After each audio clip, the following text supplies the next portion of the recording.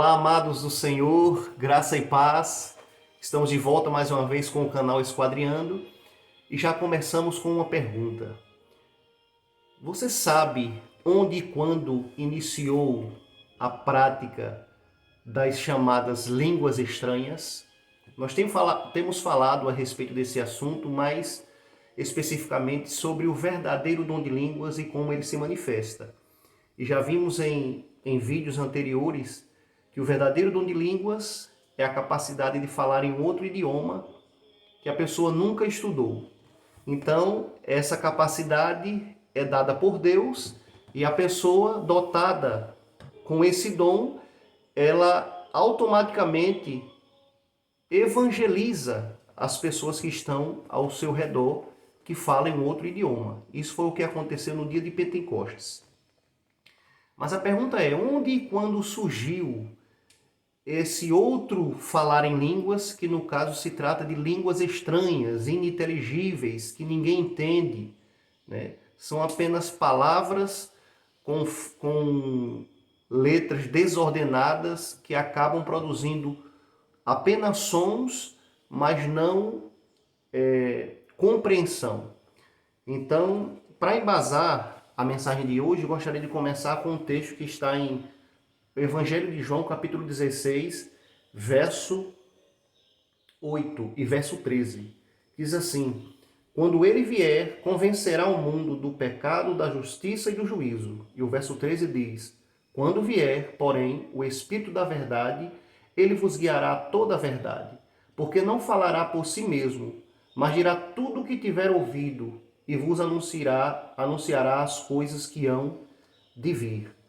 Então, queridos, o texto do Evangelho de João, ele nos diz, o próprio Jesus Cristo está nos dizendo aqui nesse texto, que o Espírito Santo, o Consolador, ele viria para convencer o homem do pecado, da justiça e do juízo, e também para guiá-lo a toda a verdade. Então, levando em consideração essa missão, que é a missão principal do Espírito Santo aqui na Terra, nós precisamos entender o seguinte, que essa obra do Espírito Santo, ela não é realizada de maneira mística, de maneira sobrenatural, mas é uma obra realizada através da razão. Ele trabalha em nossa mente a fim de que nós possamos conceber os princípios que foram deixados na palavra de Deus. Então, o Espírito Santo atua na nossa mente e abre o nosso entendimento. E de maneira racional, nós compreendemos as sagradas Escrituras e a mensagem de Deus para cada um de nós. É por isso que é muito complicado absorvermos a ideia de um certo dom que venha a ser infrutífero nesse sentido. Porque todo e qualquer dom dado por Deus, como nós já falamos em vídeos anteriores, eles são para a edificação da igreja. E a pergunta é, que tipo de edificação existe em um dom que não comunica nada a ninguém, não traz nenhum tipo de revelação a ninguém? Então é algo estranho, né, aos nossos ouvidos quando nós prestamos atenção nos princípios que são colocados na palavra de Deus. Então o Espírito Santo, ele atua de maneira que nós nos tornamos cada vez mais lúcidos em relação à mensagem de Deus, e não ao contrário. Por isso, é importante sabermos de onde veio esse tipo de línguas estranhas que se fala hoje nas igrejas pentecostais e qual a motivação dela, né? De onde surgiu, de onde veio. É interessante percebermos isso. Então, nós iniciamos a Reforma Protestante no século XVI, ali com Lutero, né? Embora tiveram grandes homens de Deus que anteriormente a isso já vinham lutando contra as heresias da Igreja Romana. E aí no século XVI surge a Reforma Protestante, protestando contra os falsos ensinos que estavam sendo proferidos pela Igreja Romana. E aí no século XVIII surge um movimento cultural e intelectual chamado Iluminismo. Você já deve ter estudado isso na escola. E o iluminismo, ele era um movimento que tentava passar todas as coisas pelo crivo da razão. Ou seja, só era válido alguma teoria se tivesse como compreendê-la de maneira racional. E aí veio a dúvida em relação à Bíblia, porque a Bíblia, embora tenha grande parte, ela apresente suas teorias, suas doutrinas de forma racional, mas existe também os milagres, e os milagres eles não podem ser concebidos de forma racional, e sim através da fé. É a fé que nos faz aceitar os relatos dos milagres, porque na verdade eles fogem do natural, eles são algo sobrenatural. Então, devido a essa investida do iluminismo, né, que começa ali na França, na Inglaterra, na Holanda, e se alastra, a igreja começa agora a querer dar resposta ao questionamento do iluminismo. E quando é no século XIX, veja que anteriormente a isso, desde a igreja primitiva, nós não vemos falar na história em um comportamento como se vê hoje, chamado línguas estranhas. Palavras sem nexo, sem nenhuma compreensão.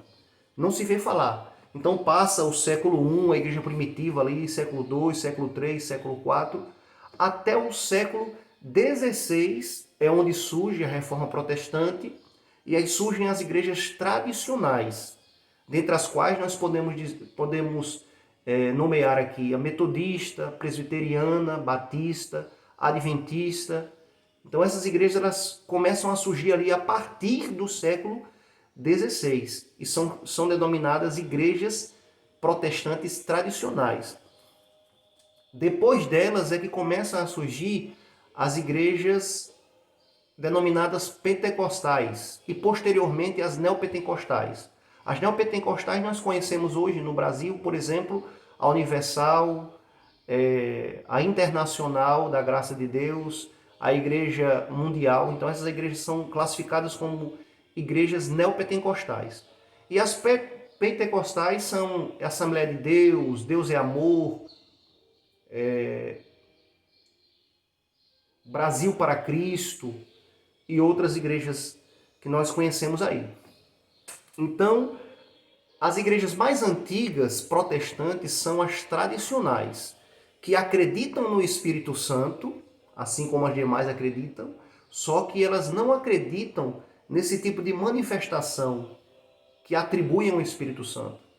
As pessoas hoje atribuem o pular, o rodar, o gritar na igreja, o proferir palavras sem nexos, as línguas estranhas, atribuem a obra do Espírito Santo.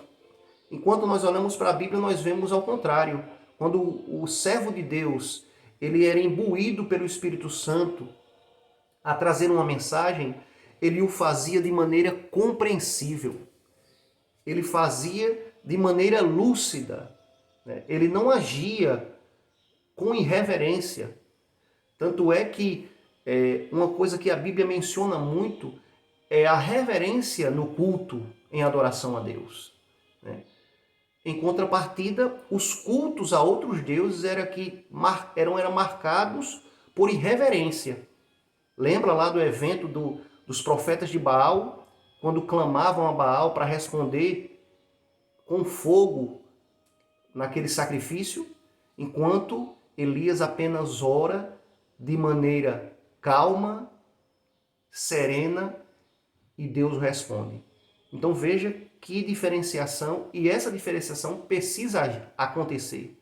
Até o templo, quando foi erigido, ele foi erigido sem nenhum barulho no local. Eles talhavam as peças fora do ambiente do templo e lá eles só encaixavam. Mas não havia barulho no local do templo, dado o respeito, dado a reverência que existia. E hoje existe uma discrepância muito grande para aqueles que arrogam estar cultuando a Deus. Existe gritaria, existe pulo, existe atitudes que não condizem com o que a Bíblia nos ensina a fazer quando estamos cultuando o nome de Deus. Então, século XVIII surge o Iluminismo, século XIX, aí sim, começam a surgir esses comportamentos nas igrejas que se dizem pentecostais. Porque nessa época surgiu um teólogo chamado Karl Barth. E Karl Barth, ele começou agora a tentar dar resposta ao iluminismo e dizer ao iluminismo o seguinte, que não, o que importa não é se existia um Jesus histórico ou mitológico, né, como começaram a dividir o Jesus dos milagres e o Jesus que realmente existiu. E ele começa a dar resposta a isso e ele diz, olha, o que importa não é se existiu ou não existiu, o que importa é se Deus, é como Deus se manifesta na nossa vida. E eles agora começaram a criar formas de mostrar para os outros que Deus estava atuando em sua própria vida. E aí essas formas foram formas como essa que nós vemos hoje. As pessoas acham que porque gritam, que porque pulam, que rodopiam na igreja, elas estão provando que o Espírito Santo está com elas. E aí contraria, né, o que o relato bíblico diz, como age o Espírito Santo. Quando nós vamos para o livro de Gálatas, nós encontramos ali os frutos do Espírito Santo. E uma pessoa, para manifestar que tem o Espírito Santo na vida, ela não precisa pular segundo esse relato. Ela não precisa falar línguas ininteligíveis.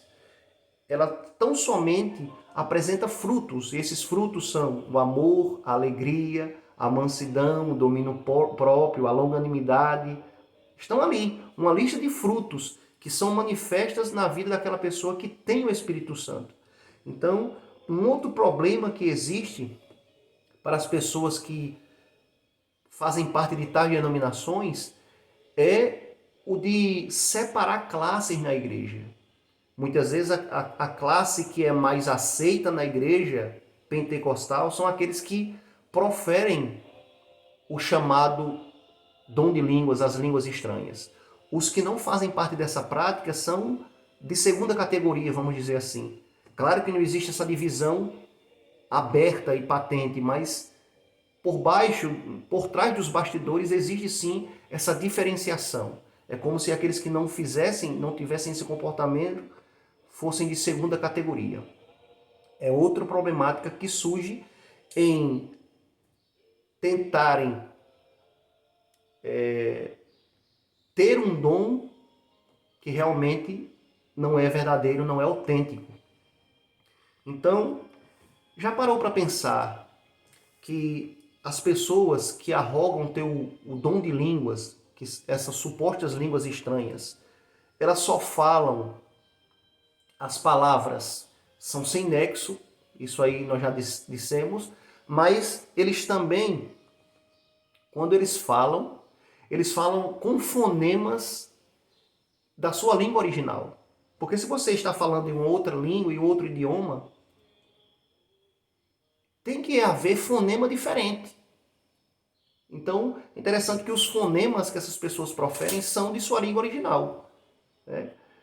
Você vê um brasileiro supostamente falando em línguas, e aí ele vai falar o xabalá, o suricântala, ou seja, são só fonemas da língua portuguesa. É interessante perceber que quando a pessoa tem um idioma original e ela passa a viver em outro país e adquire aquele outro idioma, ainda assim ela vai permanecer com sotaques do seu idioma original. Por mais fluente que ele fale outro idioma, ele tem sotaques que não passam, porque a língua, os músculos do falar já foram acostumados àquilo ali.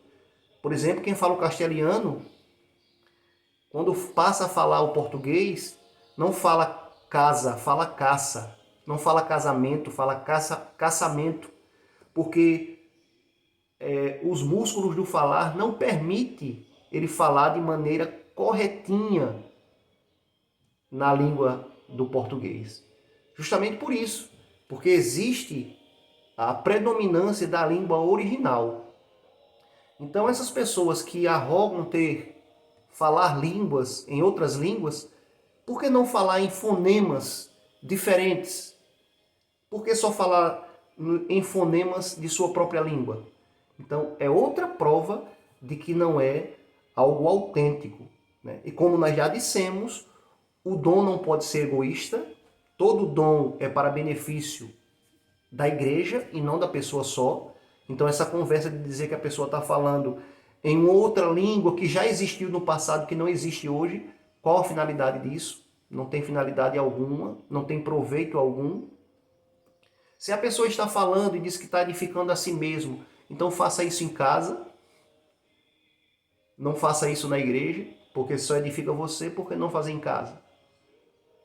E aí nós vamos estudando a palavra de Deus e vamos descartando a existência desse dom. A Bíblia diz sim que existe o dom verdadeiro, o dom de línguas, que é a capacidade de falar em outros idiomas e não falar palavras ininteligíveis que não traz proveito nenhum à igreja. Então, nós falamos isso, queridos, não querendo fazer juízo de valor de quem é pentecostal, de quem tem essa prática, mas falamos isso simplesmente para que a Bíblia prevaleça. Não pode prevalecer o assim diz o pastor, tem que prevalecer o assim diz o Senhor. Então, essa ideia de querer provar no meu comportamento que Deus está comigo, ela surgiu lá no século XIX. E aí vieram esse tipo de comportamento no culto. As línguas estranhas e tantos outros mais. Nós vemos cada coisa absurda acontecer nas igrejas protestantes hoje, que a pergunta é, que tipo de protesto a igreja está fazendo?